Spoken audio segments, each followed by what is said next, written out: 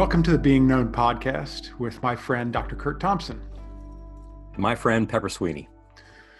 We are here to discover and explore what it means to be truly known. On today's podcast, we are going to be continuing with our storytelling section, and we're going to be speaking about anthropology and plausibility structures and what they have to do with us telling our stories, and telling our stories to ourselves and the stories that we tell others about ourselves. So CURT, I think right off the top, I do need to tell you that my dog is at my feet. As I'm here alone, Well, she has a harness. She has a harness on her which paralyzes her. So I'm not kidding. Oh my gosh, don't tell PETA. It doesn't hurt her. It's just a regular, comfortable harness, but you put it on her and she doesn't move. Like she just doesn't move. So I'm hoping that that's going to stop her from barking or anything else. But if you hear dogs barking, don't worry, no one's being hurt. Okay. Can you use those for children? You just put them on them and they don't move? I haven't tried it. I don't know that. I think that somebody stronger than PETA would probably be knocking on my door if I did. So I think I'll pass Federal on agents. Yeah. Oh, so gracious. CURT, let's talk about anthropology a bit. So what does anthropology have to do with our present stories? Yeah. It's first of all, it's so that our audience is aware of this. We're not just trying to sling fancy schmancy scientific terms around. The word anthropology refers to the study really of what it means to be human. Like what when we understand like what is a human being and how do we come to understand that? The reason it's important for us to explore that and to have some sense of it is because a lot of us are taking for granted who we are and what we do and how we operate and so forth and so on without recognizing that the whole notion of studying anything, but particularly studying what it means to be human, is always something that takes place within a particular community context. In other words, this notion of science, what it tells us about the world, whether it's chemistry or biology or anthropology or psychology, whatever those things are, that science, that study, always takes place within a particular community of people, a particular human tradition. So, for instance, there was a time when most scientists, if you will, although they weren't called that at the time, if you would have asked them about the geography and the geology of the world, they would have said that the world is generally flat. Well, that notion that the world was flat didn't just spring up just all by itself out of nowhere. People were told this by other people, and those people believed it, and then they passed that information on to other people, and that was a particular community lens through which they understood the data that they were looking at. You look out on a flat horizon, and it looked like the world just ended, and of course, you could sail your boat out there, and the horizon would keep going, but like we knew that it's somewhere, the end of the world would be reached. But somewhere along the line, somebody starts to, learn something else or study something. They've got some questions about this tradition, some questions within the context of the community. And those scientific changes over time take a long time to happen because the communities are really resistant to this kind of change. And so everybody from Copernicus to Galileo and so forth and so on, this notion that the world is actually not flat but round is something that took a lot of time. So it takes place in the context of a community that's telling a story even about the science that we're learning. And when it comes to anthropology, that particular kind of science, we have to recognize that even when it comes to the neuroscience that we're talking about on our podcast, how the brain works and what its purpose is and meaning and so forth, what's really important is that we're not understanding that science in a vacuum. We're understanding that science in a particular time in history. And when we think about, the way most scientists, if you were to take a poll of most scientists these days, not everyone, but most scientists would say that the whole notion of God, the whole notion, let alone the notion of Jesus and Christian faith, doesn't have any role in science. Doesn't play a role. These are two separate things, that religion and science are separate things. And we've come to learn that that's the case, that there's a separation between the science that we learn that tells us the truth about the material world and our religion, so to speak. But what's really important is that there's a famous philosopher of science by the name of Michael Polanyi, and he once famously said, there's no such thing as science. There are only scientists. Meaning that the data doesn't speak for itself. People have to talk for the data. We are the ones who have to tell the story about what the mind actually is. And, you know, with interpersonal neurobiology that we've been talking about, you can talk about the mechanics of how the brain works and how the mechanics of in between interpersonal interactions, but you can't talk about its meaning. Like the science doesn't talk about its meaning. The science doesn't tell us anything about the meaning of what it means to be human. We humans have to decide that, and we do that within a particular story. And that moves us on to this notion of plausibility structures. And a plausibility structure, again, it's another term. Peter Berger was a sociologist back in the 1950s and 60s. He's still living, who talked about this notion that in the context of our culture, there's always going to be this kind of assumed set of principles that we're all living by, things that we just kind of grow up drinking the Kool-Aid, understanding. We understand, for instance, we grow up and someone says, oh, the sun rises and it sets over there. But you know, they're telling our 2 and 3 and 4-year-olds that the world is round, and we're showing those kids that, and they're assuming that's the way it is. But 1,500 years ago, parents would have been telling their kids a very different story. And the kids grew up with a certain authority. There are people who are authorities who are telling them this information. The plausibility structure that is most dominant in our world right now is this plausibility structure of science and how scientists think. And so when we think about truth, when we think about the question of how do we know things, we think about it in terms of how scientists think about how we know things. We test things. We do research on things. I'm over here, and I'm going to study this thing over there. And this thing that I'm going to study over there, I can figure out data about it. And that's how I know things. I am the one who's in charge of the experiment. I'm asking the questions. I'm setting everything up. And then I'm going to decide what those outcomes mean.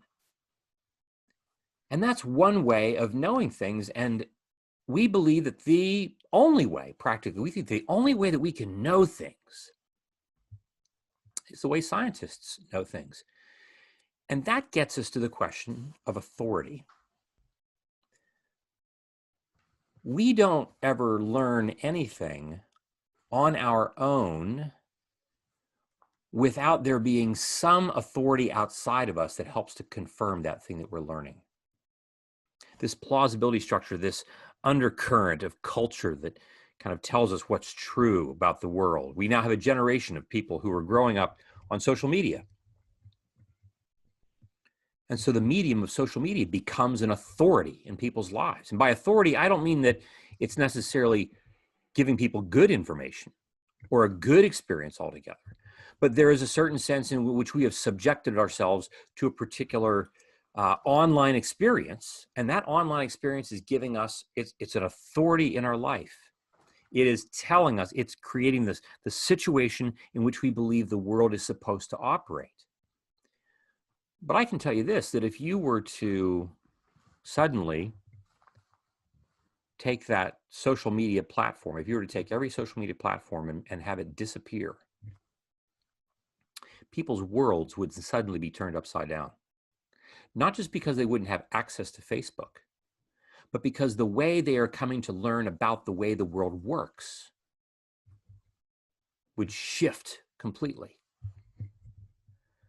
And so we have this notion of what does it mean to be human, anthropology, that leads us to recognize that science is important, but science is actually always constructed in the context of a community. Like, who are the people that are telling us the truth about who we are?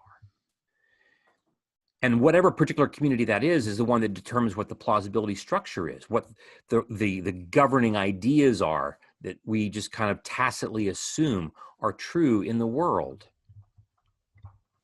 And that again asks the question, it begs the question, who are the people who are helping me form the story that I believe is true about the world and about my life? And about my life. My wife and son and I we're currently watching this series that's been out for a number of years now called Friday Night Lights. And we love this little drama. Yeah. But it is a striking example of anthropology and plausibility structures that if you grow up in the small town of Dillon, Texas, football is everything for a certain portion of the population. It's everything. It determines everything.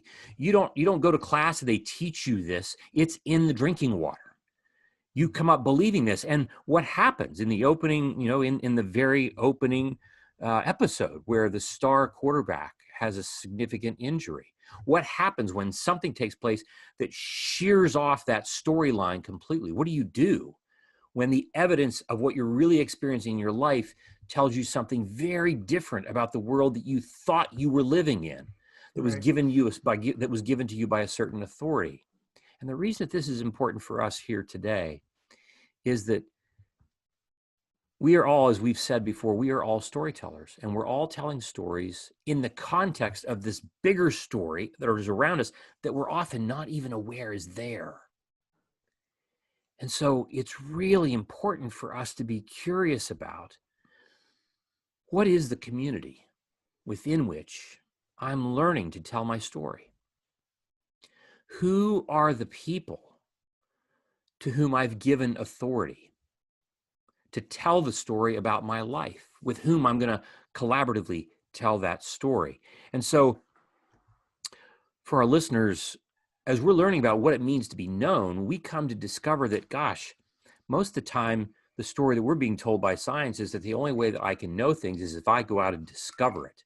But we come to find out that to be known is a completely different way of knowing, coming to know things, that does not involve scientific study. It does not involve research in that way, but it actually involves our being willing to vulnerably open ourselves to other people who are curious about us, other people who are going to ask us questions, other people who are going to make observations, who are going to be empathic with us, who are going to mentalize us, who are going to know where we are.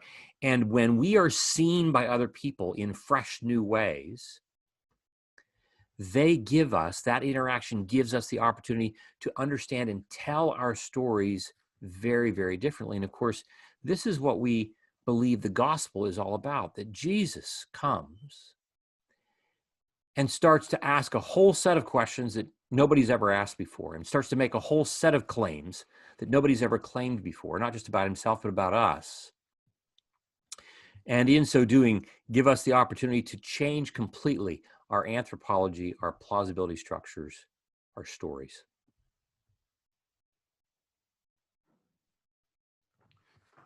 What was my question? You wanted to know how it was that I, got to be so good looking, but not nearly as good looking as you. That was what it was. So what I understand is, just to break it down a little bit, is that the plausibility structure is kind of like a gatekeeper, right? It's like, Yeah. Is this possible? This Mm-hmm. belief, based on, and we get that from our culture, from from what we're seeping ourselves in. And so is plausibility structure, is it always cultural, or is it also individual? Do we have our own plausibility structures? That's a great question. I think it's both, and I think that we are embedded in it, and we are contributing our own particular part to it. When Copernicus made his discovery and his claims, it was unique. It was different. Something caught his attention that had not yet caught the attention of other astronomers of his day. Something that was going to be different, and so he added that. But that put some chop in the water for the people around him, because interestingly enough, it had significant implications, not just for what's going on with the stars, but in their day, it had significant implications for what it meant about God and how people understood the world had been made and what the terms were within which, that God had made the world, and that if man is the center of the world and the earth is fixed and everything goes around the, well, what if that's not true? Is man now not the center of the universe, right? We have people who grow up with a certain plausibility structure within their own families, for instance, right? So I think of a number of people who come into my office and, they will tell the story the way they think it's supposed to be told. I may have mentioned before a patient who comes in and talks about growing up in a loving Christian home. And that's the story that this person tells to everybody. If you were to ask him, tell us about your life, he'd say, I grew up in a loving Christian family, and my parents and my siblings, my father was a deacon in the church, and that's how he tells the story. But when you get to the details of his life and you say, well, tell us some more things about your family. For instance, who is in charge of discipline in your house? I've this question of, like, that's a great cocktail party question that you can just ask somebody. If things get really dry, just who's in charge of discipline in your house? I really want to know that. My patient went on to talk about how, ultimately it had to be his mom, because anytime his dad got involved, his dad became very angry, even brutal to the point, right? But this is a guy who's a deacon in the church. And he would become brutal in particular because of one of my patient's siblings that really had a troubled life. And so you have this story that he tells himself and other people. I grew up in a loving Christian home. And yet the plausibility structure, right? The Kool-Aid that everybody's really drinking is that life in intimate settings is not safe. At some point, somebody's going to throw a grenade, and you never really know when that's going to happen. And so you keep telling yourself, I'm in this loving Christian home, as a way to cope with things, but you're coping with what's real. And sooner or later, as was the case with my patient, even though so many things in his life were going so well because he was working really hard to, in some respects, make sure that everything was working as it should, he found himself having panic attacks, and he found himself becoming extraordinarily anxious, and he can't sleep at night. And if you look at the surface of his life, if you look at the businesses that he's started and sold and started and sold and started and sold, and the money he's making hand over fist and so forth and so on, you think, like, well, what could be wrong with his cat's life? Why is this guy in your office anxious as the day is long, panic-stricken? Like, what's the problem? And what you find is that we can tell ourselves on the surface, just like our friends in Dillon, Texas can tell themselves on the surface, life is football. That's all that matters. Until something happens that reveals that that's actually not the case. One of the things that as we're recording this, we're recording this in the, we're now in the 8th or 9th month of COVID. Yeah. And people have often asked, well, what's COVID doing? What's it causing? And I said, well, COVID's causing a lot of things, but as much as anything, COVID is revealing things. It's revealing the shallowness of our souls. It's revealing the flimsiness of our interpersonal relationships. It's revealing that we're not nearly as durable as we'd like to think that we are. Yeah. And I just want to say that so we're in this COVID, and we're also, as we're recording this, we're less than a week away from a major election that has factions and fractures and all that going on. And so, I was thinking this week that I haven't been paying attention to my anthropology, my true anthropology, so much. I've been spending my time so much of my time, trying to stay on top of the news and the anxiety that this causes me. And I think it's revealed some things about myself that, some maybe even some better habits I need to have. Mm. Mm. that would help me to focus on those things that I need to be focused on um, instead of becoming so overwhelmed with anxiousness and anxiety and you know and believing that things are far worse than they actually are, and that kind of Right. stuff. Right. Yeah. Well, and this I think also, Pepper, reveals how, we've been living for 500 years with this growing and intensifying set of assumptions that at the end of the day, ultimately, each individual, is the master of their own destiny. Right. And first of all, brain science would categorically deny that we don't operate like that. We can, again, like my patient, we can tell ourselves a particular story, while the undercurrent real story is very different. And the undercurrent real story for us is that as human beings, we are deeply interpersonally connected. We deeply depend, we are interdependent creatures. We need the voices and the sight lines of other people in order for us to survive, let alone flourish. Yeah. But we have set up a plausibility structure as well that tells us that we are masters of our own destiny, that we can survive on our own. And then we construct technologies in which we practice trying to do that. So social media, for example, is not something in which we, like on a Sunday morning where we gather for worship together. Social media, typically, not in COVID often, right? But typically, we don't gather, 50 people together for a social media party. We don't say, hey, we're all going to like scroll through a Facebook feed together in the room. No, we're off on our own, in our beds, with our phones, with our laptops, with our screens. We are off separate, and we have a technology that enables us to practice a plausibility structure that says, as an individual, I'm the master of my own destiny. I self-identify. I am this, I am that. And of course, COVID comes along and it eliminates all of the things that we've been doing to actually, to make up for that. So on the one hand, we're doing all these things that put us in isolated positions. Yeah. While having enough things that we do. We go to bars, we go to parties, we go to church, we do enough things to do to keep our brains like hydrated enough, as it were, but still way underhydrated. And then COVID comes along and shuts off the water supply completely. Yeah. And It's a our great plausibility description. structure, in which we've come to believe that we are individually masters of our own destiny, is being revealed for what it is.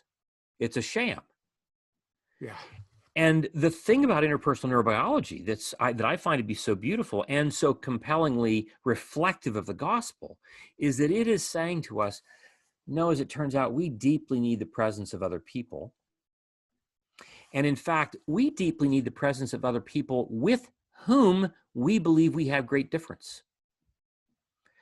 And this is, of course, the gospel. This is Paul's letter to the Galatians. This is this notion that, in order for me to flourish, I need different parts of my mind, my prefrontal cortex, my brainstem, my temporal lobes, my limbic circuitry, all of which functionally, as separate entities of the mind, are very different from each other. The neural activity is very different. The parts of the brain are very different. And you know what? At one level, if I'm just, using my prefrontal cortex, the part of me that is the thinking brain, the reflecting brain, the part of my brain that, thinks about consequences and so forth, like, I'd come to think I could get along really quite well without my brainstem. The part of my brain that is constantly in fight or flight, the part that makes me, or with my amygdala, the part that scares me to death, the part that makes me worry, the part that has my heart rate up, the part like I don't enjoy those things. I think I'd rather not have the the fire alarm or the smoke detector in my house. I don't really, it's irritating. I don't want that. I don't want to have to get along with that part of my system that is so different from me. But in fact, I need that part that is different from me. And so for those of us who, by the time we hear this recording, the election will be over, and we will be in the jet wash of that. We will be wondering, like, what are we now? Who are we now becoming? Yeah. In the wake of that election, how are we now going to be? What's the kind of person that I'm going to become as I'm living in a world with people who are different than me? Well, it's important that we recognize that we've had a plausibility structure that teaches us that you should be able to do life on your own.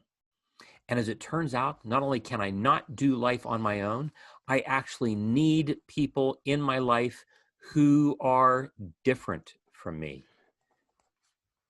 You know what's really interesting? You were talking about the social media and all of that, and when we get on social media, or even when we get in to the internet for our news sources and that kind of thing, we end up in an echo chamber that is pitching back to us what we're looking for. And so most of the time, you're not even getting opinions that are different than yours unless you go Right. looking for them. Right. Yeah. Right. And consequently, I don't ever have to encounter distress. Right. And growth of any kind, whether you're talking, if you're in the weight room, Hmm. whether you're talking as a child whose parent is saying no to them, whether we are a Democrat having a conversation with a Republican, whether we are believers having conversations with people who believe other than that, growth is always going to take place in a context in which our neural network system, in which our musculoskeletal system is being stressed beyond its current capacity. Now, we're not looking to overwhelm systems, but we're looking for systems to have more weight put on the bar. And if I want to do this really well when it comes to, lifting weights, I want to do this in an environment where the weightlifting is safe, where I have had good instructors, where I have people that can help me do this well. And when it comes to what it means for us to become fully human, so when it comes to anthropology, this notion of what does it mean for me to be fully human? What's the story that I'm embedded in that tells me, that gives me the answers to that question? What does it mean to be fully human? Part of what it means to be fully human is to encounter people who are not exactly like me in order for my growth to emerge and their growth to emerge. But the most effective way for me to do that is in person. The most effective way for me to do that is not online. It is not by looking at Facebook. It is by long lingering dinners with good food and good beverages, in which if we are going to encounter our differences, we're going to do it in a way in which it gets back to a previous conversation that we've had about beauty. Like, we look at our enemy, we look at the one who is different than us, and we assume that they are a problem that we need to be solving.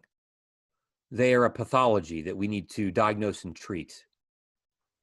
We don't imagine, oh my goodness, they are someone with whom I can create beauty with. What's the next new artifact of beauty that God wants me to create with someone who is different from me? And this, of course, gets back to Genesis chapter 2, verse 25. And the man and his wife were naked and unashamed, as we've talked about. This notion that there's differentiation, there's male and female, there's myself and others who are different than me. And they are on the brink of this world of creation of beauty.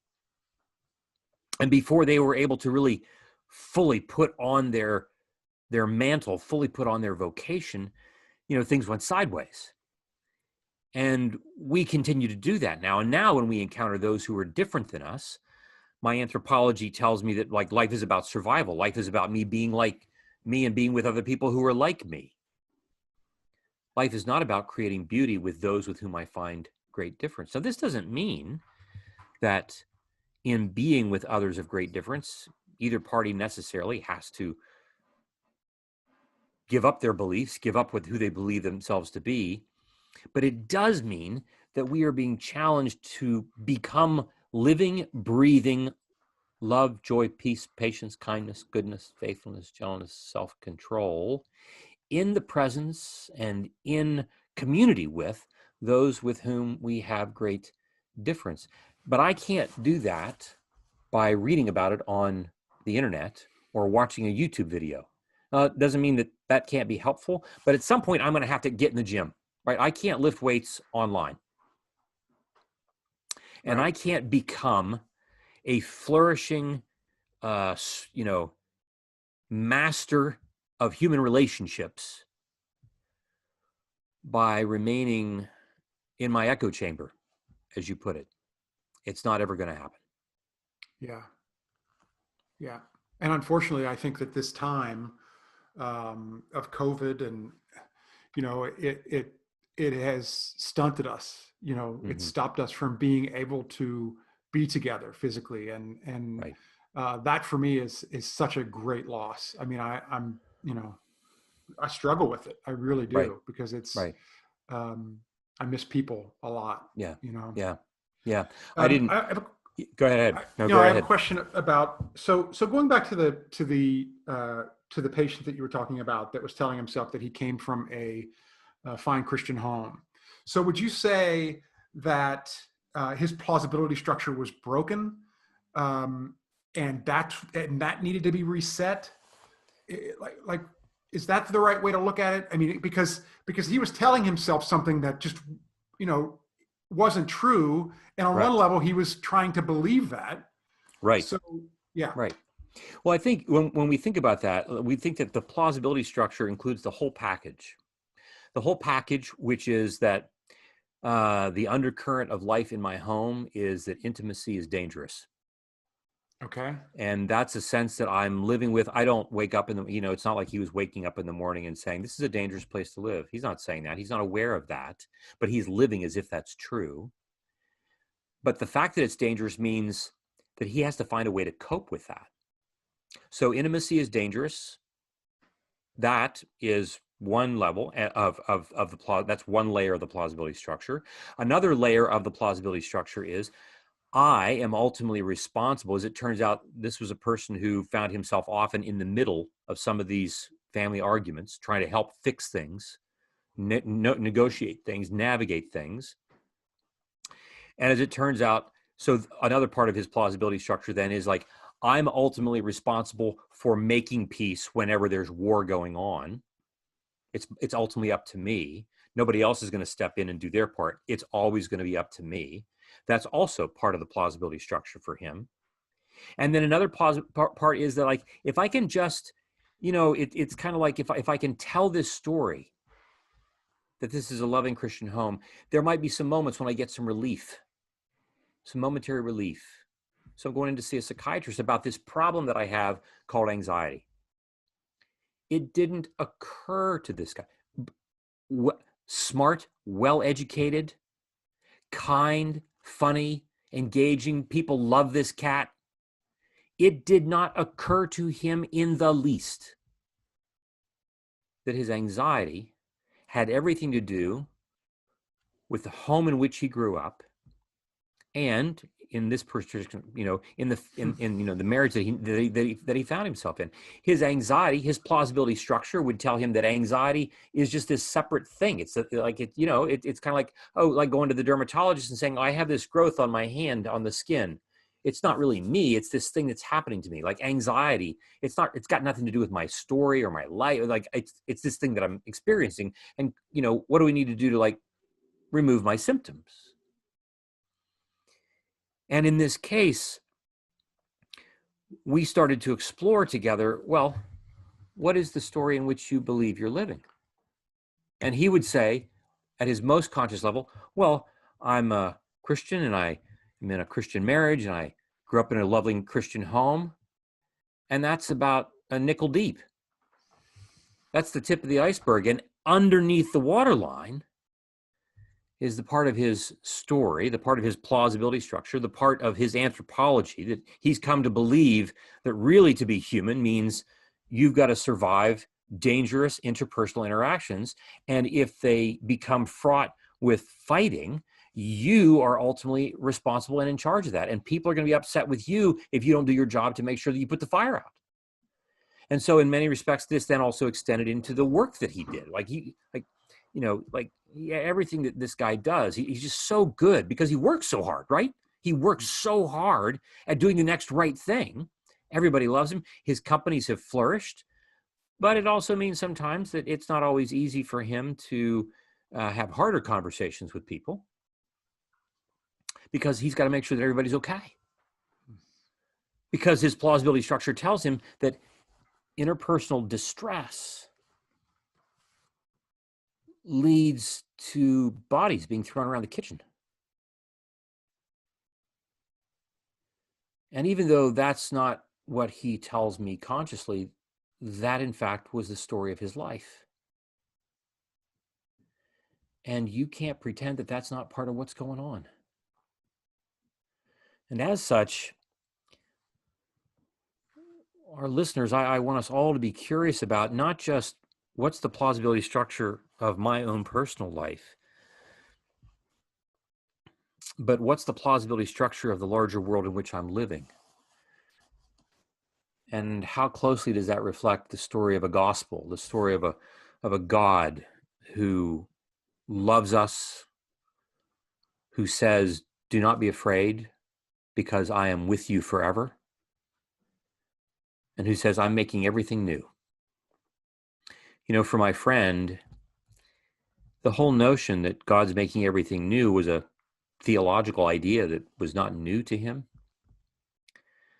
But in his chest, in his brainstem, in his limbic circuitry, even in a lot of his middle prefrontal cortex, that was not a viscerally, palpably felt reality.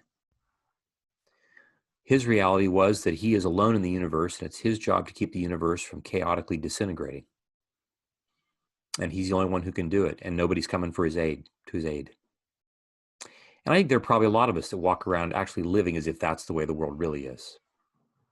And then we get in our echo chambers of social media, and it only gets reinforced because I'm not hearing anybody different from me, with whom I have the opportunity, because they're different, to create beauty and goodness, to get in the relational weight room, put more pressure on my chest, my quadriceps, and allow God to use that process as a way for goodness and beauty to emerge in my world, in ways that otherwise it might not. But the beautiful thing is, Pepper, is that, you know, I think about COVID, and my mind continually goes back to the story of the Jews and their exile to Babylon. I mean, in their day, Babylon was the COVID for the Jews in around 580 BC. This kind of viral horde that descended and carted about 80% of the population off to Babylon. 900 miles. They walked. Carts, donkeys. Can you imagine walking 900 miles? No. I'm not walking 900 yards, let alone 900 miles. And there were some there who, when it happened, they said, they had certain prophets that would say, look, this is only going to last for a short time. Okay, Nebuchadnezzar is going to he's going to get you out there in the desert. He's going to learn that he doesn't want to have to be like carting you people all the way across the desert. And he's just like, I'm sick of this. Just go home. And Jeremiah said, no, that's not what's going to happen. This is God's revelation of who we are. It's God's revelation. COVID is a revelation for us.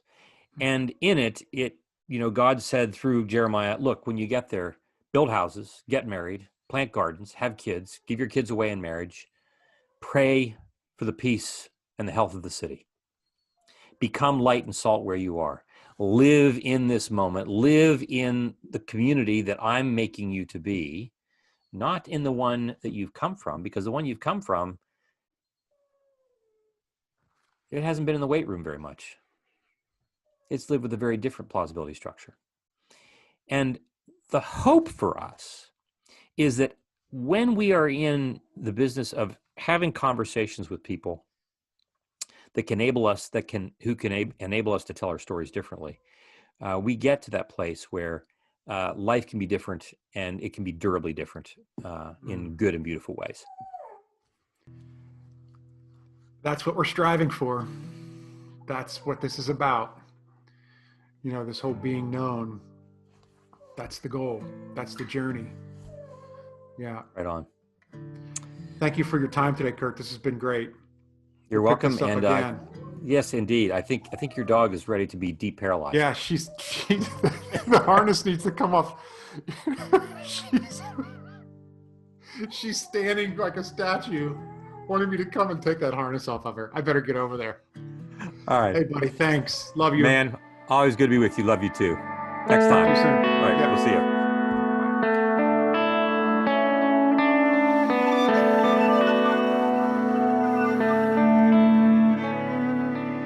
This podcast is produced by Kurt Thompson, Pepper Sweeney, and myself, Amy Chella.